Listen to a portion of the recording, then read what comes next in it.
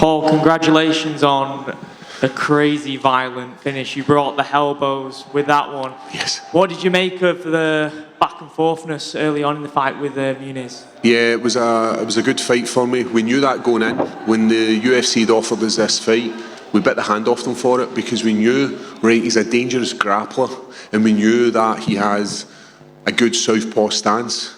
But we knew, and my team, James Doolan, that we had his number. We knew heavy right body kicks, using loads of feints, and what we found was he was biting onto every one of the right body kicks. What that did was it opened up our ability to get in nice and deep into his legs, take him down. I just watched the replay back there. It was a nice big dunk, lift him up, slam him, and then from that he tried to like peel me off with like a can opener kind of thing. And that resulted in me getting on that top mount, looking for that dash, dropping the elbows. It was a good fight. He was rushing forward, what we expected. I'm under no illusion that my coach is going to point out that we didn't do one simple thing and keep our shield up a little bit higher, but that's Monday morning's work. And yeah, it was a great fight, and it's just a mark on me in this middleweight division. For yourself, you're in a really interesting position because you're top 10 ranked at light heavyweight, and that division is open wide up again with the belt being vacant now. So you could go in there, get a couple of wins and be in there for title contention like you nearly were last year. But everyone's really impressed with how you look at middleweight as well. So what's next? Yeah, we aren't done with light heavyweight, and we're just starting at middleweight. We will do both, and it's where the fights are. If the fights are at light heavyweight, then we'll take it. We have the only victory over Jamal Hill. We have the only victory over Ankalaev. We have beat Krylov, right? We've had a few bumps in the road in the light heavyweight division, but we'll take both divisions. I do believe that the moving of Jim to the higher level team has made a huge difference. Confidence, stand up, the ability to assess better situations. One of the things James says is soft knees, good eyes, and I could hear him saying that in the corner, and it works so well. And as he came in and he was giving me advice, and he's like, Paul, you see everything coming because we've worked on it for 6 months. We've worked on movement, we've worked on controlling that distance, and that showed in the fight. Right, we made a few mistakes, and it's hard. Only 6 months of drilling, but we need to. What's happened is Molly. Was that an arm? Oh shit. Yeah, that's 6 months of training, proper training with these guys. Who knows what a year can do? Who knows what 2 years can do? But ultimately, we've got another 5 years left in this company, and we're going to leave the UFC with a bit of metal, be it middleweight or be it light heavyweight. We're coming for it. When you look at the top contenders at middleweight, you know, the likes of Vittori, Cannonier, Strickland, do you think they can't live with me on the ground with what you've got to offer? Yeah, we knew Muniz was a high-level jiu-jitsu black belt. You know, he broke Jacare's arm. He'd done the same to Eric Andrews. We are a different animal. We are a Scottish guy who shouldn't have jiu-jitsu the way we have it. We are a small nation who is not athletic under, like, no words. We are not an athletic nation, but what we have got is we have got heart and we've got determination, and I showed that in the fight. Even when we're taking shots and we're taking damage, we're still in the fight and we're always there. So the next 6 months is going to be interesting for Paul Craig. Final one, Khamzat's here tonight. That would be a really interesting stylistic matchup because that kind of plays right into your speciality, doesn't it? Is that a fight that you'd like down the line? Yeah, everybody in the middleweights get an opportunity to fight me. Who knows where we'll be put on to the division? Maybe we're back in the top 15 in there. Number 9 in the light heavyweights, maybe in the top 15 in middleweights. We'll find out on Monday. But anybody in front of me, that's who I'm looking to take on. And if it is Khamzat and he takes me down, there's a good chance that he's going to get triangled. My jiu-jitsu, I never had faith in my jiu-jitsu. And it's starting to build up. You know, people say Paul's a good jiu-jitsu, but you'd always doubt your abilities. And this fight here was one of the ones where I was like, right, if I'm a jiu-jitsu guy, I must be able to defend, and I must be able to attack, and I must be able to win fights. I'm a jiu-jitsu guy who is dangerous in MMA. Well done on the win. Thank you. Paul, just over here. Hiya. You know, being at middleweight, what kind of impacts did you feel in there in terms of physically? Yeah, if you looked at me yesterday, it was going for Skeletor to He-Man in a couple of hours. I was very drawn. You could have grated cheese on my cheekbones if they were that pointy. But it definitely made a huge difference making that cut. As a light heavyweight, I wouldn't cut much, maybe a couple of kgs.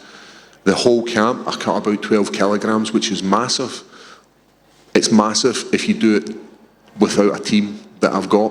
Yeah. I've got guys like Adam from Enhanced Performance, who's doing all the science of how to improve me as an athlete. And then I've got Lee Rickards from Boxing Science, who's doing all the calculations to bring that weight down safely. Because the last thing you want to be doing is saying, right, we're going to be a middleweight, and then we're just going to do a silly cut. It's going to wreck our body. We're going to try and rehydrate, and then we can't perform. What we did was we did it so that we are able to perform. We're able to make the weight on the Friday morning, and we're able to get up that Saturday and put on a performance. And I don't think the fans reacted to MD the way they reacted to my fight. They got behind me, and I love fighting in London. It's one of these places, and I'm glad I put on a performance and rectified the loss I had in London last year. Yeah, definitely. And in terms of long term, if you want to jump between the divisions, how difficult is that with the kind of weight that you have to cut for middleweight? I think, see, if you take it from the science point of view, it's not difficult at all. If you're going in here without a team and you're just doing it on your own and you're leaving everything up to chance, then it's going to be difficult. But as long as you've got a good team who are all doing their jobs, everybody needs to be pulling in the right way. If you've got one guy at the top of the helm who's thrown off the leg of the table, then he's going to throw off the whole whatever's on that table. All the guys are there to support me, be it training partners, be it coaches, be it mentors, whatever it is, they're all there for Paul. And that's what makes us such a great team to be part of, and that's what makes going from middleweight or going to light heavyweight so much easier. And when you faced off, you had a really intense face-off with Andre just before you touched, well, I don't even think you touched gloves, did you? Where did that come from, that intensity? I absolutely love the pageantry, especially yesterday at the weigh-ins, the ceremonial weigh-ins, absolutely love it. This is the only time I cannot be punched in the face and I can get right in somebody's face. I love controlling the octagon. I love putting on a show for fans. So when I walk into that middle of that octagon and he decides to walk in, there's no way I'm backing down. I've got the whole of the UK behind me. He's got nobody. He's one lone survivor in that octagon, and there was no way I was backing down. And it was brilliant, and I could hear the fans going wild for it. As I said, pageantry, this sport is about entertainment. You don't have to be the best fighter in the UFC to get the fans going. And talking about the fans, you know, you always come out with the war paint for the weigh-in. Someone also who did that was Chris Duncan. Yep. You know, you were the first to do that.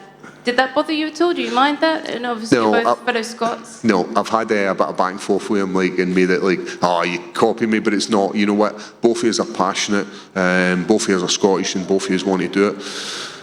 But what I said to him was, accept no imitations. There can be only one. You know, like Highlander, there can be only one. And do you think it's time that the UFC came back to Scotland? I would absolutely love, we've got myself, we've got Joanne Calderwood, we've got Chris Duncan, we've got Casey O'Neill, we've got a whole host of Scottish fighters. They would sell out the Hydro, and I would love to be a main event in that Hydro. Like I have been in the co-main once in my life. I've never been a main event, and I believe that I could sell out the Hydro on the back of Paul Craig as a middleweight. And when do you want to get back in there? As soon as possible. I love this sport. I'm not injured. Got a bloody nose. That's about it. A couple of little scratches on my elbow. But as soon as the UFC give me a call and say, listen, Paul, you're fighting in X, Y, and Z, I'll be there. Thank you. Congrats. Hi, Paul. Just over here. How you doing? You spoke before the fight about wanting to, you spoke about the Johnny Walker fight, and when you looked across the octagon from him, he looked massive, and you wanted to be you wanted to be that guy coming in here, dropping down to middleweight. Did you feel like that in there? The question is, did I look like that? Was there a noticeable difference in size? You look great. Yeah, I felt great, and especially like if you compare me to stepping on the scales on Friday morning at 9 o'clock to stepping on the scales at the ceremonial weigh-ins about 7 o'clock, there was a huge difference. And then if you look at me walking into that octagon, like, it's amazing what a few hours can do and a little bit of rehydration. It's amazing what the body endures, be it cutting all the way down and losing all that moisture in your body and then just ballooning back up and feeling good in your own skin. You also mentioned that you expected to balloon up by about 30 pounds. Do you know how much you weighed in there tonight? When we checked our weight before we left, we were 97 kg. So we made 84.5 kilograms. After we rehydrated, ate properly, we then ballooned up to 97 kg. That's huge, and it definitely showed in performance-wise. I had enough energy, and as my coach James came in and he said to me, "How do you feel?" I said, "You want to do it again?" I had the energy to go. Congratulations. Thanks. Up the back, young man. Hi, Paul. It's Danny Gray here from Higher Level. Sorry, buddy. What time is it? Boom time. Just a quick question. Who do you think's stronger in the gi? You or me? If you are grabbing my gi pants and it's Toriado, it's you every day. Cool. Thank you. At ease, General.